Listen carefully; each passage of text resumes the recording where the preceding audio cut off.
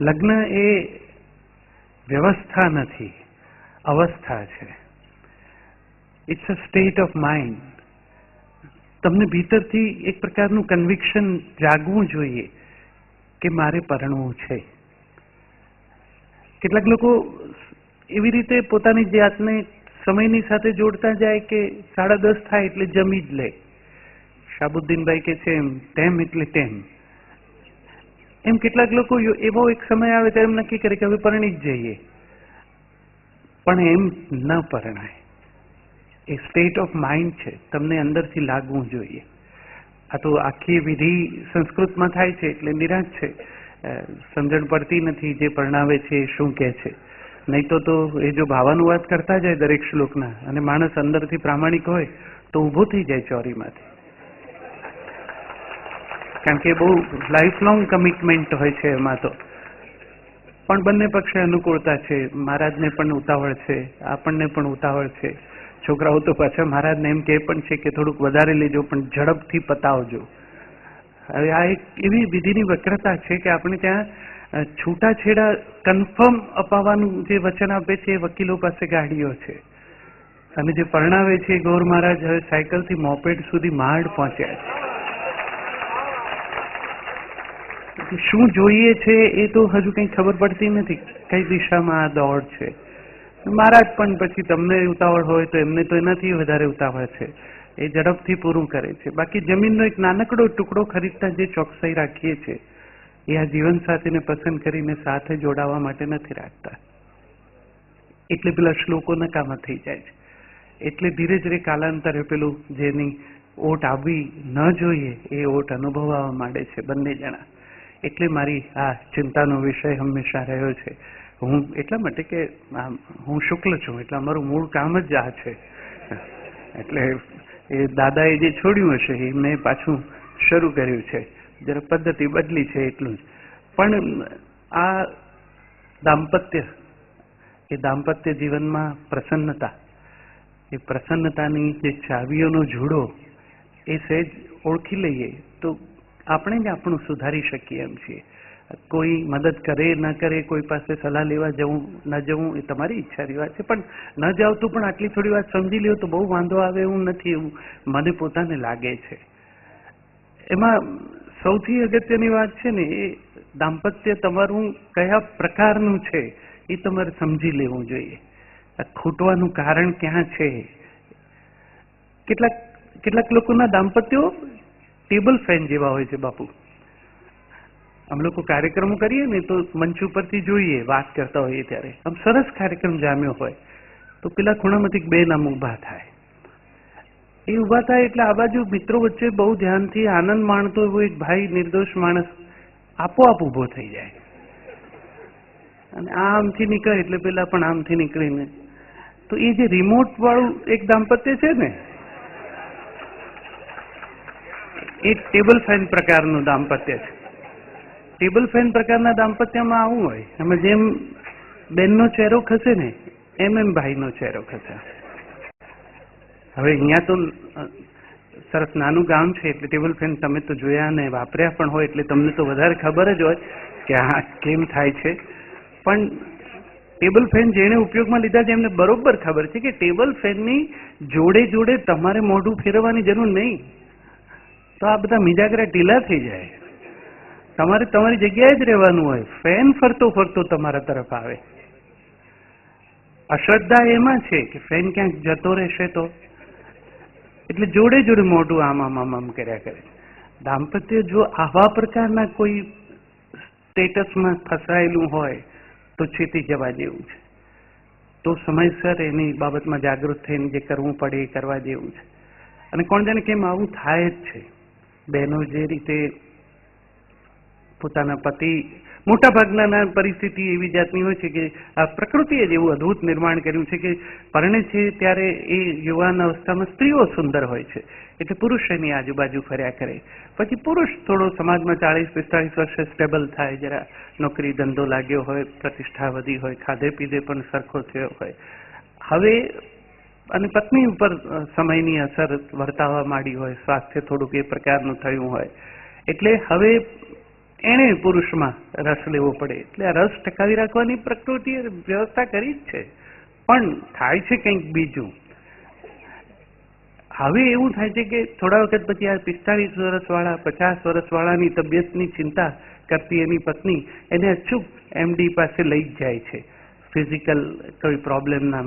અને પછી ડાક્ટર સાહેબો પણ હવે આપણે ત્યાં બહુ ઝડપથી એવા નિર્ણય પર આવીને કહી દે છે કે ધ્યાન નહીં રાખો તો કોલેસ્ટ્રોલ વધશે, BP તો હમણાં જ છે અને શુગર બોર્ડર પર છે.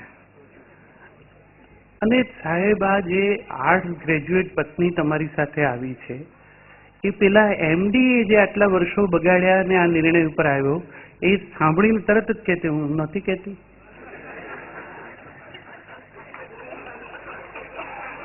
આની આ દશા કરવામાં તો બેન તારું ઘણું મોટું યોગદાન છે.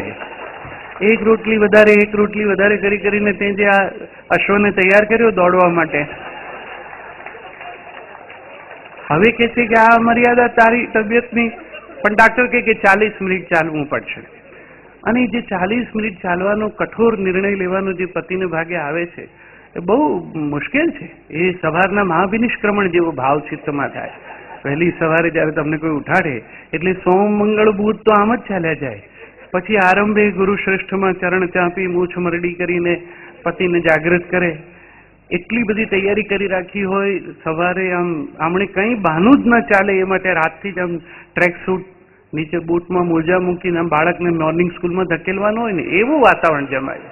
આ માણસને ટ્રેક સૂટમાં ગમે તે રીતે સેટ કરી અને લગભગ ધક્કો મારીને મોકલે. એની ચિંતા છે કે આમનું સ્વાસ્થ્ય સારું રહેવું જોઈએ. પણ એ જે જાય છે ભાઈ બગીચામાં દાખલ થાય ને એના દરવાજાની પાસેના પહેલા જ બાંકડા ઉપર સમાધિ લગાડી દે. એ ચાલવાનો શ્રમ નથી કરતો, એ ખાલી સાક્ષી ભાવથી જોયા કરે છે. અને પછી જે પ્રકૃતિ રસ નિર્મિત કરે છે કે એને પછી એમાં કંઈક વિશેષ સમજાય છે કે હા ચાલ્યામાં સુખ છે. 10-15 દિવસ પછી તો બૂટ પહેરીને સુવા માંડે. એટલે બેનને ચિંતા શરૂ થાય. તો આ જે એકમેકની પાછળ ટેબલ ફેનની જેમ આમથી આમ ચહેરો ચકાસતા કરતા શંકા કર્યા કરતા દાંપત્યો હોય ત્યાં થોડું સાચવવા જેવું છે. ત્યાં બહુ ઝડપથી કશુંક ખૂટવા માંડે. કેટલાકના દાંપત્યો એક્ઝોસ્ટ ફેન જેવા હોય છે. જેટલી વાર મળો એટલી વાર બખાડા બહાર કાઢે. એમની અંદરનો ઉકળાટ સતત તમને દજાડે. તમે એમનાથી આઘાર્યો બને એટલા એમાં તમારી રાહત છે. કેટલાકના દાંપત્યો સીલિંગ ફેન જેવા હોય છે. સીલિંગ ફેન તમારી ઉપર ફર્યા કરે. તમારે વારે ડોક ઊંચી કરીને જોવું ન પડે કે ફરે છે.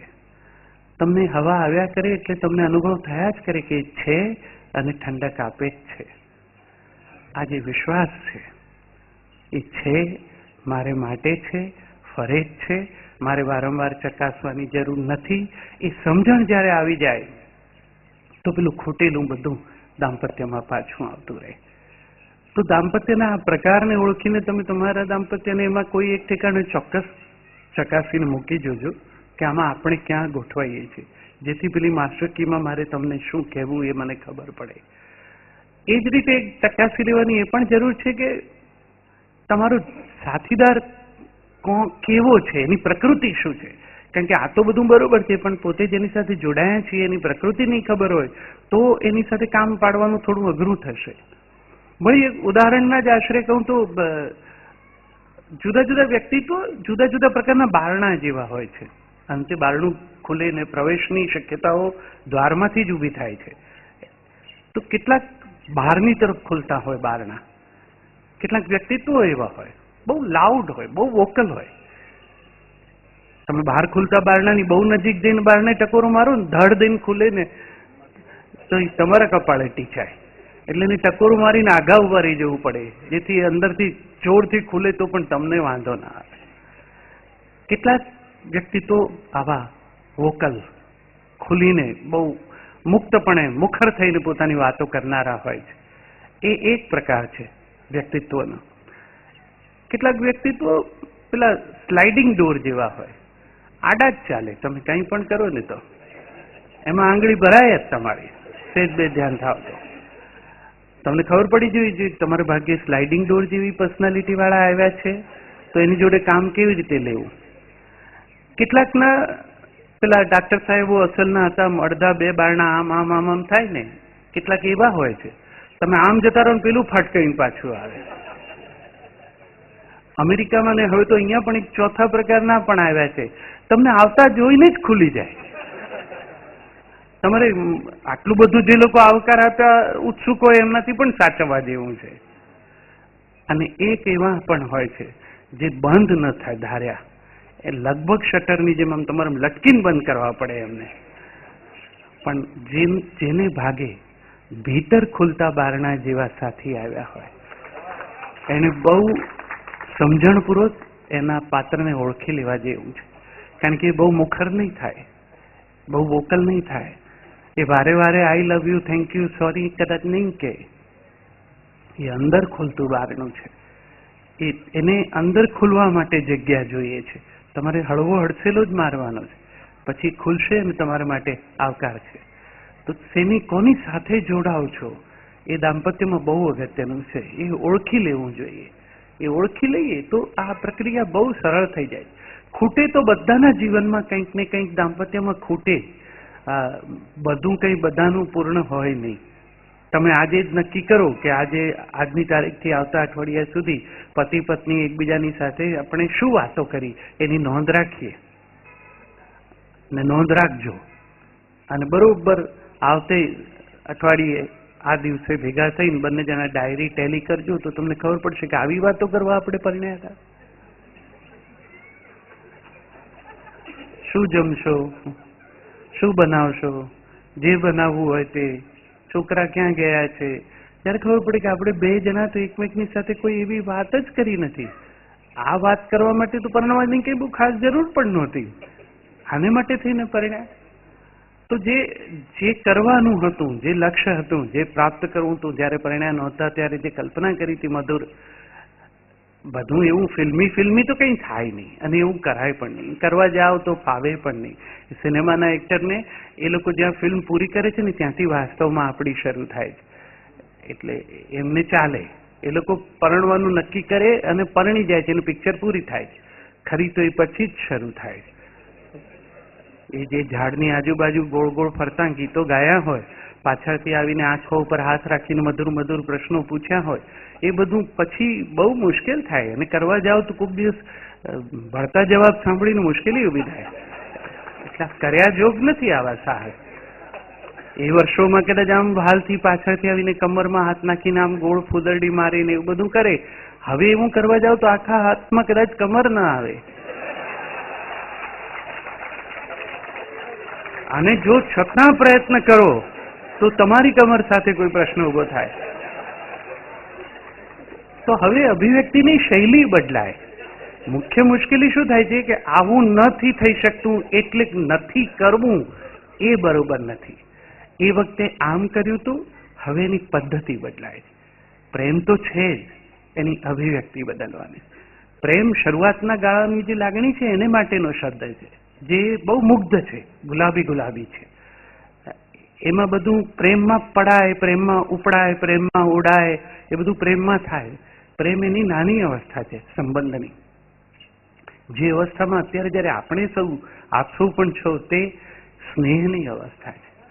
સ્નેહ એ સ્નિગ્ધતા ઉપરથી આવેલો શબ્દ છે. બે પૈડા, બે આરા વચ્ચેનું જે ફ્રિક્શન ઘટાડવાનું હોય છે ત્યારે એને ઊંજવું પડે. તમે એટલે ઘર્ષણ ઘટે અને ગતિ વધે. સ્નેહ એ સ્નિગ્ધતાનું ટીપું ઊંજવું પડે તો આ સંસાર રથ સહેલાઈથી ગતિ કરે. એ તબક્કો હોય છે બીજો. એ ઉંમરે પેલું પ્રેમ વાળું બહુ બાલિશ લાગે. હવે આ કરવાનું અને એનાથી પણ આગળ વધવાનું છે, ત્યાં અટકી નથી જવાનું. એક ત્રીજો પ્રકાર છે, એ છે વહાલ. પ્રેમ પછી સ્નેહ અને પછી વહાલ. વહાલ માટે ક્રિયાપદ છે વરસવું. એટલે વહાલ માટે પછી કોઈ હિસાબ રહેતો નથી, સરનામા રહેતા નથી. વહાલ બધાને માટે, દાદા દાદીનું હોય એ વહાલ છે, એમાં બધા ભી જાય. એ કઈ નક્કી કરીને આના પર 2 ટીપા, આને 1 ટીપું ને એવું હિસાબથી ન થાય. તો આ જે ઉર્ધ્વ ગતિ છે, લગ્નનો સીધો પ્રાસ મગ્ન સાથે તો મળે જ છે, પણ વધારે અગત્યનો શબ્દ યજ્ઞ છે. બંને ભેગા થઈને ઉર્ધ્વ તરફ જતી હોય જેની જ્વાળાઓ, એવા યજ્ઞ સ્વરૂપે જીવવાનું છે સાથે મળીને. એ નથી થતું, કશું ચૂકાઈ જાય છે. એટલે આ પ્રેમની અવસ્થાના ઘણા બધા સંઘર્ષો ઉભા થાય છે. એના મૂળમાં જે સૌથી વાંધાજનક બાબત છે એ છે પેલો અહંકાર. હું ઘણી વાર કહું છું કે અંગ્રેજી વાક્યો માટે આપણને એટલો બધો પ્રેમ થઈ જાય છે. આઈ લવ યુ એવું વાક્ય છે, આપણે આમ પાનના ગલ્લે પાન ખાઈને પિચકારી મારતા હોય એમ બોલી નાખીએ છીએ, આઈ love you, I love you. આ મંત્ર વાક્ય છે આઈ લવ યુ.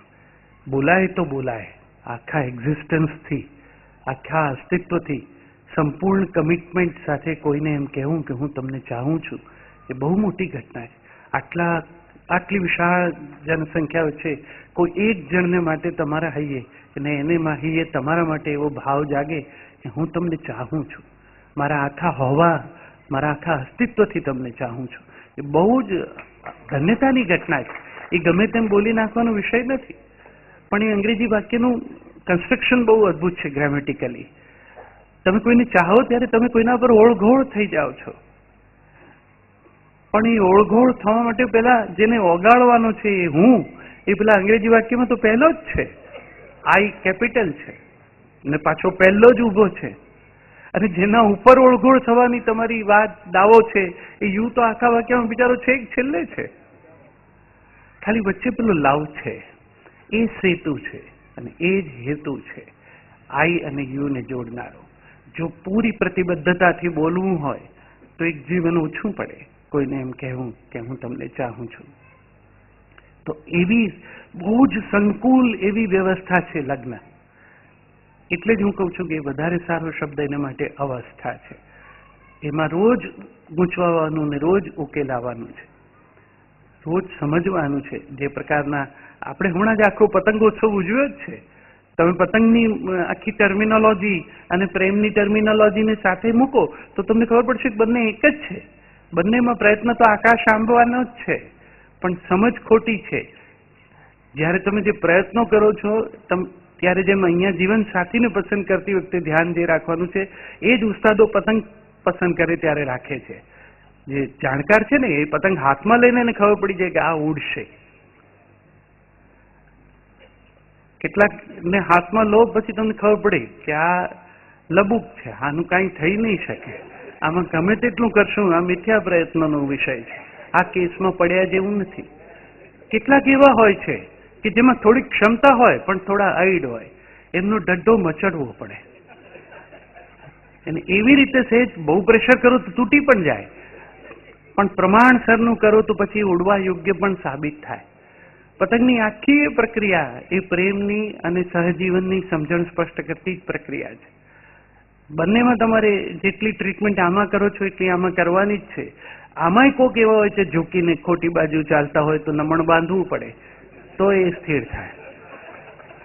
કેટલાક સ્વભાવગત જ એવા હોય કે જે છાશ ખાય, ગોત ખાય, કોકને લપેટવામાં પોતાનો સમય વેડફે, આ પોતાનું સરખું ઉડ્યાનો આનંદ જ ન લે, આજુબાજુ જેનું સરખું ઉડતું હોય એને ડિસ્ટર્બ કર્યા કરે ઉડીને. આ તો જેવું ઉપર છે એવું નીચે છે. બંને બાજુએ તમારે સમજવાનું છે કે આ સરળ રસ્તો નથી, પણ આ બંનેમાં જેમ ઉત્તમ રીતે પતંગ ઉડાડવો હોય તો એનું જાણકાર જાણે છે કે હવાને સમજીને તમારે એની કિન્યા બાંધવી પડે. યોગ્ય કિન્યા બંધાય તો ઉત્તમ રીતે પતંગ ઉડે, યોગ્ય કન્યા બંધાય તો સરસ રીતે જીવી શકાય. એક જાણકારે બહુ અદભુત કહ્યું છે કે આ દાંપત્ય જીવનમાં જે સેન્સ ઓફ ગ્રેટિટ્યુડ હોવી જોઈએ ને, આપણે થેન્ક યુ નથી કહેતા, એ બરોબર છે, પણ એ ભાવ તો રહેવો જોઈએ. તમે ખોટી વ્યક્તિ સાથે જોડાઓ ને તો તમને દાંપત્યના 5-7 દિવસમાં જ શરૂઆતમાં જ ખબર પડી જાય કે આ યોગ્ય પાત્ર નથી. વક્રતા કે કરુણતા એ છે કે તમે સાચી વ્યક્તિ સાથે જોડાઓ ને તો કેટલીક વાર જીવનના અંત સુધી ખબર નથી પડતી કે આપણે કેટલા નસીબદાર હતા. એવા આ દાંપત્યમાં શું હોઈ શકે માસ્ટર કી? સ્વભાવનું વૈવિધ્ય તો રહેવાનું, એ બધાની સાથે કામ પાડતી વખતે જે ચતુરાઈ કેળવવાની છે એ સમજ એ વ્યક્તિએ પોતે સતત અભ્યાસથી સિદ્ધ કરવાની છે. અવિનાશભાઈનું બહુ જાણીતું એક ગીત છે, મારી વેણીમાં 4 ફૂલ. ગુજરાતીઓએ બહુ એને હૈયે વસાવી લીધું છે, કારણ કે એ ગુજરાતણની જે સજ્જતા છે ને દાંપત્ય જીવનને પાર પાડવાની, એનું એ બહુ સૂચક ગીત છે. તમે જુઓ, એમાં 4 ફૂલ છે, 4 નોખા છે. જેમણે પણ વેણી નાખી છે કે નથી નાખી, લાવ્યા છે કે નથી લાવ્યા, એ બધાને ખબર છે કે આવા 4 ફૂલ વેણીમાં ના હોય. એક વેણીમાં શક્ય જ નથી. એમાં મોગરો છે, સૂર્યમુખી છે, ચંપો છે અને રાતરાણી છે. એકમેકથી સાવ નોખા છે. આની વેણી થાય નહીં, થાય તો પહેરવી મુશ્કેલ થઈ જાય. પણ અવિનાશભાઈએ પુષ્પોમાં જે વ્યક્તિઓના વ્યક્તિત્વને ઓળખવાનો પ્રયત્ન અને ઓળખાવાનો પ્રયત્ન કર્યો છે, એમાં સસરા એ મોગરા જેવા છે, નણંદબા છે એ ચંપાના ફૂલ જેવા છે, પતિ છે એ રાતરાણી જેવો છે. દિવસે વડીલોની આમન્યાને કારણે પોતાના પ્રેમની અભિવ્યક્તિ કરતો નથી, પણ એનો અર્થ એવો નહીં કે પ્રેમ નથી. એ રાતરાણી જેવો છે, રાત્રે પછી ખુલીને પોતાની લાગણીઓ પ્રગટ કરે છે. પણ એમાં એક જે બીજું ફૂલ છે ને, એ સૌથી મહત્વનું છે. એ છે સાસુ. સાસુ નામનું આ ફૂલ અવિનાશભાઈ કહે છે કે એ સૂર્યમુખીનું ફૂલ છે. હવે તમે વિચારો, સૂર્યમુખીનું એક જ ફૂલ વેણીમાં હોય તો આજુબાજુના કોઈ ફૂલના કંઈ એક્ઝિસ્ટન્સની નોંધ સુદ્ધા કોઈ લઈ શકે? એમનો મહિમા એ છે કે સાસુમાં સૂર્યમુખીના ફૂલ જેવા છે. એટલે આમ લગભગ અંબોડામાં જો હોય, કલ્પના કરો, તો આજુબાજુવાળા તો દેખાય પણ નહીં. પણ આ સૂર્યમુખીના ફૂલમાં અવિનાશભાઈ પંક્તિ એવી લખી છે, સાંજ સુધી કાઢતું એ ભૂલ. આ ફૂલની સાથે એમણે ભૂલ બહુ સુંદર રીતે જોડ્યું છે કે સાસુનો એ સ્વભાવ છે કે દિવસભર એ જ શોધ્યા કરે, ક્યાં ભૂલ કરે છે, ક્યાં ભૂલ કરે છે. અને તમે જુઓ, એમાંથી જ આ ડિફેન્સ મિકેનિઝમ આવ્યું છે ઘરેણાઓનું. આપણી દીકરીઓ જે જમાનામાં પહેરતી હશે એ એમાંથી જ શીખી છે કે સાસુનો આવો જ સ્વભાવ હોય સતત, તો એમણે પણ કંઈક સામે ગોઠવવું જોઈએ વહુવારું તરીકે. સાસુમાઓએ એટલે આ બંગડીઓ પહેરાવડાવી, આગ્રહ રાખેલી કે ઝાડુ મારતી હોય તો ખણખણ ખણખણ થાય, રોટલી વણતી હોય તો અવાજ થાય, બાને ખબર પડે જ્યાં બેઠા હોય ત્યાં કે બેસી નથી રહી, કામ કરે છે. અને છતાંય કોઈ દીકરી એવી નથી આવી વહુવારું કે પોતાની જગ્યા પર ઉભી ઉભી આમ કર્યા કરે બાને બેવકૂફ બનાવે. પણ એ બધા જ ઘરેણાઓ સાથે જે સાઉન્ડ જોડાયેલો છે ને, એ એની પ્રેઝન્સ ફીલ કરાવવા માટેનો છે. તો એમાં જે મહત્વની વાત, આ સૂર્યમુખીનું ફૂલ છે ને, ઘણા લોકો એમ કહે છે કે સાસુને સહેજ એમણે ઉતારી પાડવાનો ભાવ રાખ્યો છે. એવું છે નહીં. તમે સૂર્યમુખીના ફૂલને જાણતા હો, તમને ખબર પડશે કે સૂર્યમુખીનું ફૂલ સૂર્ય તરફ જોતા જોતા આખો દિવસ પોતાનો ચહેરો રાખે છે. જો સાસુ સૂર્યમુખી હોય તો સૂર્ય કોણ છે? સૂર્ય તો વહુવારું છે. તો એનો મહિમા તો વહુનો એ રીતે એમણે કર્યો છે કે વહુ એવી તેજસ્વી છે કે બા એની સામું જોયા કરે છે આમાં. તો આ પ્રકારના જુદા જુદા ફૂલોમાં મહત્વની વાત વેણી ગૂંથવાની છે. અવિનાશભાઈએ જે વેણી પ્રયોગ કર્યો છે શબ્દનો એટલે કર્યો છે કે ગૂંથવી પડે, એમાં એક દોર પસાર થાય તો એ ગૂંથાય. અને દોર એ નવી વહુવારું છે. એને આ જુદા જુદા સ્વભાવના વ્યક્તિત્વોને એક સાથે પરોવીને રાખવાના છે. અને જેણે વેણી પહેરી છે એને ખબર છે કે એ જ વેણી સારી દેખાય જેમાં ફૂલ વધુ દેખાય અને દોર ઓછી દેખાય. જેમાં વહુવારું પોતાની જાતને સહેજ પાછળ રાખે છે, પરિવારજનોને આગળ રાખે છે, તો આગળ છે એમને સતત યાદ રહે જ છે કે આપણને પરોવીને રાખનાર કોઈ પાછળ છે. તો એવા દાંપત્યમાં જ્યારે તમે જોડાવાના હો, જોડાઈ ચૂક્યા હો અને જીવતા જીવતા જે અનુભવો થતા હોય, એમાં શું શું એવું હોવું જોઈએ જે મેં સહેજ નોંધ કરીને તાર્યું છે કે એવી કઈ ચાવીઓ હોય કે જે આ જોડામાં શોભે. તો એક તો એમાં પરસ્પર વિશ્વાસ હોવો જોઈએ. શ્રદ્ધા અને વિશ્વાસ સમાનાર્થી નથી.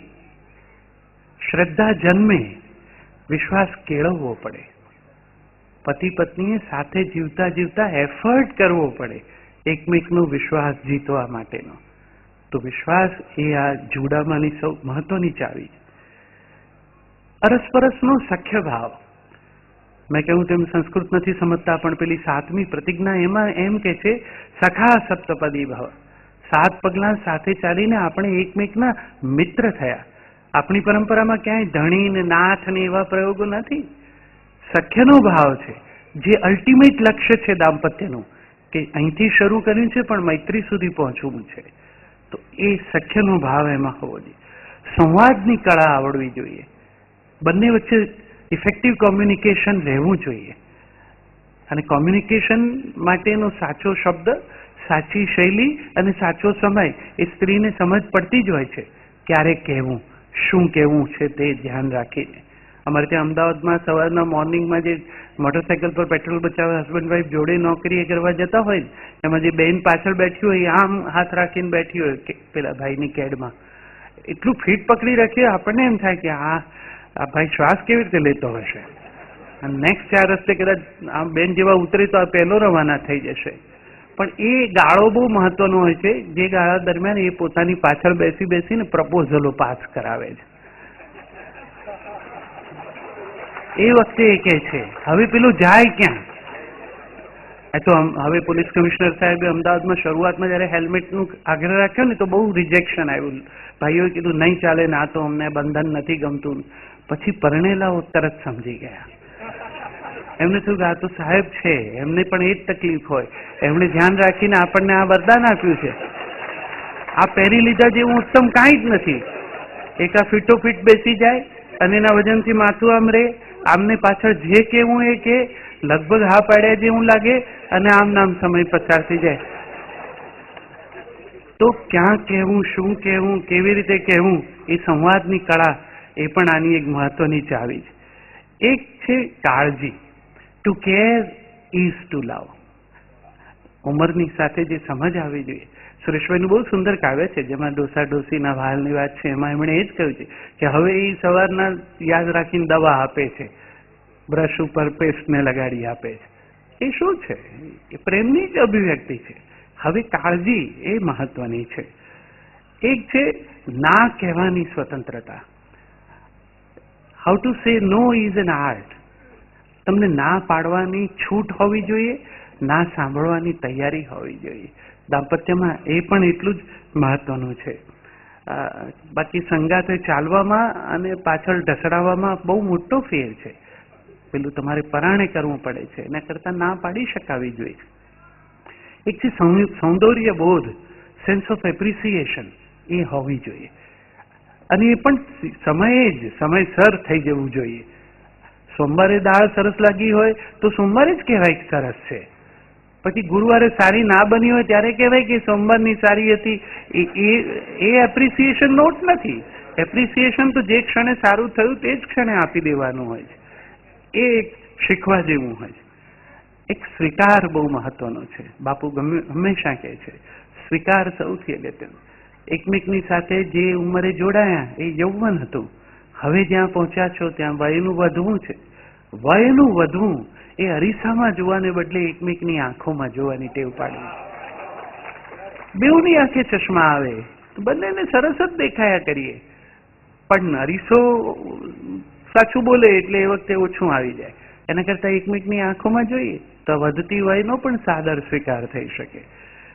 તો આ જે મેં મારી રીતે તારવ્યા નામો, એમાં એક મને જે અગત્યનું લાગ્યું છે, જે આપણા દાંપત્યોમાં ખૂટે છે, એ અંતર, ડિસ્ટન્સનું રિસ્પેક્ટ કરવાની ટેવ, એકમેકની પ્રાઇવસીને રિસ્પેક્ટ કરવાની ટેવ. પતિને કે પત્નીને સતત આપણે ત્યાં એવી ટેવ છે કે ઉપસ્થિતિ મારા પતિના જીવનની પ્રત્યેક ક્ષણ ઉપર હું સહી કરી રાખું. પતિને પણ એમ હોય છે કે પત્નીની તમામ ક્ષણો ઉપર મારા હસ્તાક્ષર હોવા જ જોઈએ. કોઈ એક બપોરે પત્ની બારીમાંથી બહાર જોતી હોય, એની આંખનો ખૂણો ભીનો હોય અને તમે એક ક્ષણે આવી ગયા હો તો રૂમમાં ન પ્રવેશો, પાછળ ઉભા રહો, હળવેલીને અવાજ ન થાય એમ નીકળી જાઓ. એ કોઈ એવી ક્ષણમાં છે કે જે એની છે, એના અંગતનો આદર કરો. એમાં પણ ટ્રેસપાસ શું કામ કરો છો કે એને દરેક વસ્તુના તમને જવાબ, પછી જવાબ આપવા જેવો નહીં હોય એટલે એને આજુબાજુનું કંઈ અસત્ય બોલવું પડશે. અંતરનો મહિમા કરવાની જે મેં વાત કરી, વિજ્ઞાનના વિદ્યાર્થીઓ હોય એને ખબર જ હશે કે પડઘો પાડવાના પણ સાયન્સના નિયમો છે. કેટલા ડિસ્ટન્સ પરથી તમે બોલો તો તમારો અવાજ પડઘાઈને પાછો આવે. મોટાભાગના લોકોને પડઘો સાંભળવો ગમે જ છે, આપણને પણ ગમે તે ઉંમરે હિલ સ્ટેશન પર ફરવા જાઓ તો તમે કોઈ એક નિશ્ચિત સ્પોટ ઉપરથી બૂમ પાડવાનો એક બાળ સહજ આનંદ લ્યો જ છો. અને મોટે ભાગે માણસો પોતાના જ નામની બૂમ પાડે છે. તમને જ્યારે પણ સાંભળવું ગમે છે ત્યારે પોતાનું જ નામ ફરી પડઘાઈને પાછું આવે એવું સાંભળવું ગમે છે. તો એ અંતર જાળવવું, મોટા શહેરોમાં તો વાહનની પાછળ લખ્યું છે કીપ સેફ ડિસ્ટન્સ.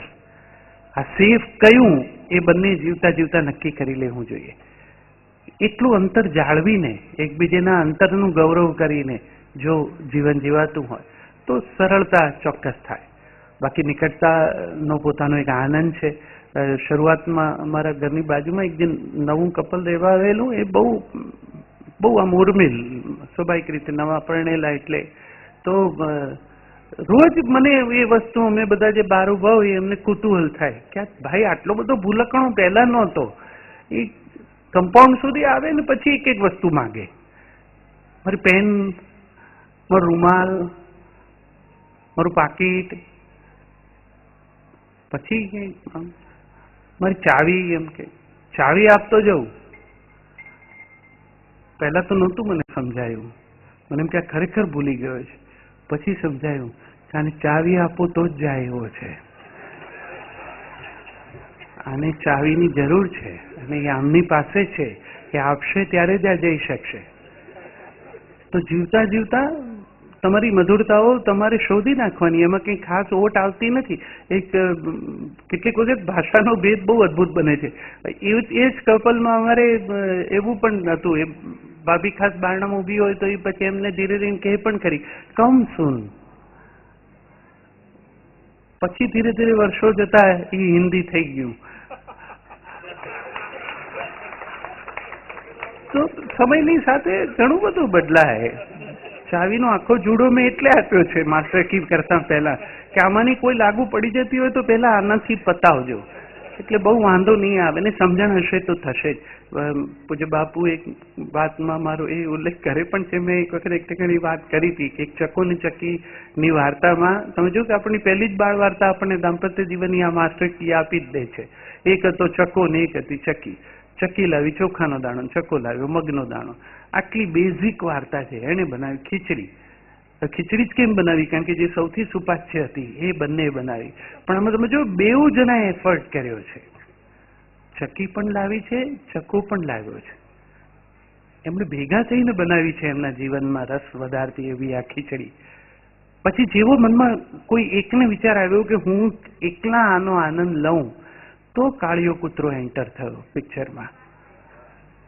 આ સાથે મળીને આ સહજીવન આનંદવાની વાત છે. આપણે જે બનાવીએ છીએ ને એ મકાનો છે. ચકો ને ચકી માળો ગૂંથે છે. મકાન બંધાય, માળો ગૂંથાય. જે બંધાય એ ગંધાય, જે ગૂંથાય એ ટકી જાય. ચકાને ચકીના માળામાં પણ તમે જુઓ ઉડી ઉડીને બંને જણા તણખલા લાવે છે. એટલે એમના માળામાં બંનેની પસંદગીના તણખલા છે. એટલે આપણે આટલા બધા ગ્રહ શાંતિનું વાસ્તુ પૂજન કરીએ છીએ તો લગભગ એ સાંજે જ પ્રોબ્લેમ થાય. મારાને તમે ન બોલાવ્યા ને તમારાને અમે ન બોલાવ્યા. કોઈ ચકાચકીને આવો ડિસ્પ્યુટ પડતો નથી કારણ કે એમની બંનેની પસંદગી છે. આપણે તો દિવાળી ઉપર પેલો રંગારો આવે છે યુપી બાજુથી, એ શેડ કાર્ડ બતાડે તો હસબન્ડ વાઈફ એ અભણ રંગારાની સામે વ્હાઈટ અને ઓફ વ્હાઈટ વિશે ઝઘડી પડે છે. એટલે જે રંગ વિશે સંમત નથી એ ઉમંગ વિશે શું સંમત થવાના? તો જે શીખવાનું છે, જે સમજવાનું છે એ આ છે કે બંને એકમેકને સહેજ અનુકૂલન સાધી લઈએ ને તો સ્વભાવ તો નોખા હોય જ. ભેગા થઈને રહેવું, ભેગા થઈને ખખડાય ખરું, એમાં શું ખખડવું મ્યુઝિકલ થવું જોઈએ બસ, તો બહુ વાંધો ના આવે. બાજુવાળા સાંભળે તોય શું એ શીખશે એમાંથી કે એમનું ખખડતું હોય ત્યારે તમે સાંભળજો. ખખડવાનું તો છે જ, થોડુંક ટ્યુનમાં ખખડે ને તો મજા પડે. એવું બે જણા ટેવાઈ જવાનું. પણ મેં બાપુએ મને કહ્યું તો મેં વિષયમાં એમ કહ્યું હતું કે માસ્ટર કી, એટલે મને થયું કે આટલા બધા જુડાની ચાવીઓ આપી દેવાથી કદાચ વાત નાય બને, એટલે માસ્ટર કી તો કોઈ એક જ હોવી જોઈએ. એટલે મનમાં એમ વિચાર થયો કે તો કોઈ એક માસ્ટર કી શું હોઈ શકે. પછી પાછું એમ પણ આવ્યું કે ના, આપણે તો હસબન્ડ વાઈફ બે નોકરી કરે છે, એટલે બે જણા બહાર જાય, બે જુદા જુદા સમય આવે, તો બે પાસે એક એક માસ્ટર કી હોય તો વધારે સારું. એટલે મેં 2 માસ્ટર કીની કલ્પના કરી છે, જે કહીને મારી વાત મારે પૂરી કરવી છે. એક માસ્ટર કી છે સમજણ, અન્ડરસ્ટેન્ડિંગ. દાંપત્ય માટે, જે પ્રસન્ન દાંપત્ય માટે મહત્વની છે એ અન્ડરસ્ટેન્ડિંગ. ને સમજણની માસ્ટર કી પત્ની પાસે હોય, સ્ત્રી પાસે હોય. સ્ત્રી પાસેથી એ સમજદારીની અપેક્ષા હંમેશા રહી છે અને એ લોકોએ મોટે ભાગે નિભાવી પણ છે. પુરુષોએ જે શીખવાનું છે એમને માટેની જે માસ્ટર કી છે એ છે સેન્સ ઓફ રિસ્પેક્ટ, આદર. સ્ત્રીને જે જોઈએ છે એ કેવળ પ્રેમ નથી જોતો, સેન્સ ઓફ રિસ્પેક્ટ એ સૌથી અગત્યની. એને તમારી પાસેથી સન્માન પણ જોઈએ છે. તો આની પાસે સમજણની માસ્ટર કી છે, તમારી પાસે એને માટેના સન્માનની માસ્ટર કી છે. આવી માસ્ટર કી હશે તો દાંપત્ય જીવનમાં જે કંઈ ઓછું વધતું થતું હશે એ ચોક્કસ તમે સરખું કરી શકશો. આ તો કથા એવી છે કે હરિ અનંત, હરિ કથા અનંતા, અને દરેકનું પાછું ચેપ્ટર જુદું અને દરેકના ચેપ્ટરમાં